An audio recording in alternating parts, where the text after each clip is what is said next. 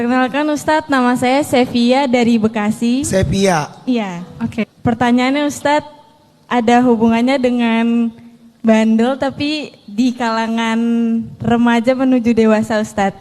Jadi kan kita punya circle pertemanan. Dari awal tuh kita udah janji untuk saling tetap berada di jalan yang lurus Ustadz. Tapi makin kesini makin pergaulannya. Makin kesini makin kesana ya? Iya benar banget. Dan beberapa teman-teman juga jadi tidak di jalan yang lurus Ustadz, kan kitanya jadi ngerasa sedih ya Ustadz. Itu kita harus nggak apa-apain aja atau tetap ngingetin, tapi kitanya mau ngingetin juga takut pertemanannya rusak Ustadz. Karena kan tadi kata Ustadz nggak boleh ngejudge.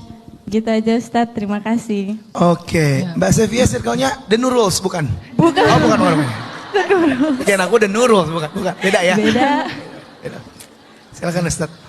Pertama, salah satu di antara cara kita merawat pertemanan itu adalah watawasau bil haq watawasau bis sabr.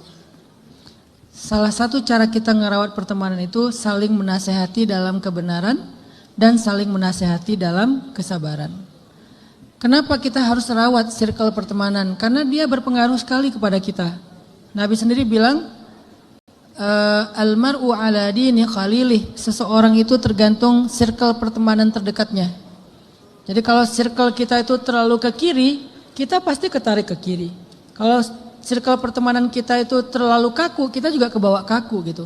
Makanya kita perlu menjaga suasana pertemanan dan circle kita ini tetap positif. Salah satu cara menjaganya tetap positif adalah sobil haq, sobis sob, saling mengingatkan dalam kebenaran, saling menasehati dalam kebenaran. Tinggal pertanyaannya how to-nya aja, gimana cara ngerjainnya, ngelakuinnya. Ada satu kisah sederhana. Ini mungkin bisa jadi referensi ya. Hasan Hussein, cucu Nabi, ngelihat seorang kakek-kakek berwudu dan wudunya salah. Mereka kan masih anak-anak nih, ngelihat kakek-kakek wudunya salah. Gimana ya cara ngingetin kakek-kakek yang wudunya salah? Takutnya nanti dia tersinggung, nanti malah dia marah, nanti dia malah malu. Akhirnya karena cucu Nabi ini orangnya sangat cerdas, mereka berdua datang ke kakek-kakek itu bilang gini, "Kek, boleh minta tolong enggak?" "Apa nak?" gitu. "Tolong liatin, wudu kami udah benar belum? Siapa yang benar, siapa yang salah?" "Oh iya," kata si kakek, "yuk coba wudu, nanti kakek liatin." Wudulah mereka berdua, kan mereka belajar wudunya langsung ke Rasul, kakeknya sendiri. Enggak ada yang salah, sempurna wudunya dua-duanya sama persis. Ketika ngelihatnya, "Kayak gimana wudu kami?" "Nak, makasih ya, kalian udah mengingatkan kakek dengan cara yang sangat indah. Yang salah itu wudu kakek, bukan wudu kalian."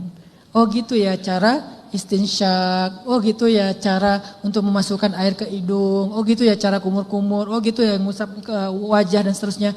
Makasih ya nak udah ngingatin kakek dengan cara yang sangat indah. Maksudnya apa di sini? Referensi apa yang kita bisa ambil atau inspirasi apa yang bisa kita ambil? Kadang-kadang kita bertanya, sebetulnya lagi ngasih nasihat. Aku penasaran ya. Kemarin ada yang bilang kalau kayak gini, menurut kamu gimana? Padahal kita lagi ngasih dia nasihat. Penasaran ya, kenapa sih alkohol itu diharamkan dalam Islam? Padahal kita lagi pengen bahas aja sama dia tentang haramnya alkohol. Cuman kita nggak bilang, alkohol haram tahu, neraka tahu. Nggak bisa gitu kan? Kita nanya, kenapa sih alkohol itu diharamkan? Iya, aku juga penasaran. Coba kamu cari tahu deh. Ya udah, coba kita cari tahu sama-sama ya. Misalnya nih, akhirnya nemu ayat, dalil, kemudian penemuan ilmiah, kemudian efek-efek kepada sosial. Karena dengan orang yang nggak sadarkan diri, nanti dampak sosialnya terjadi, bisa kriminal, bisa kecelakaan, segala macam. Oh itu ya alasan Allah mengharamkan alkohol. Bisa apalagi nyetir dalam keadaan kena pengaruh alkohol, pulang ke rumah dalam keadaan pengaruh alkohol, mendidik anak dengan pengaruh alkohol, adiksi terhadap alkohol yang berlanjak nanti bisa ujung-ujungnya bisa jauh sampai ke narkoba, drugs segala macam. Akhirnya kita jadi nasehatin dia tanpa harus menghakimi dia. Itu referensinya dari Hasan dan Husain. Jadi tetap harus saling menasehati, cuman how to-nya yang harus kita pelajari. Itu disebut dengan mau'izah hasanah, nasihat terbaik. Nasihat terbaik itu enggak harus menghakimi. Kadang dengan bertanya pun memberi nasihat.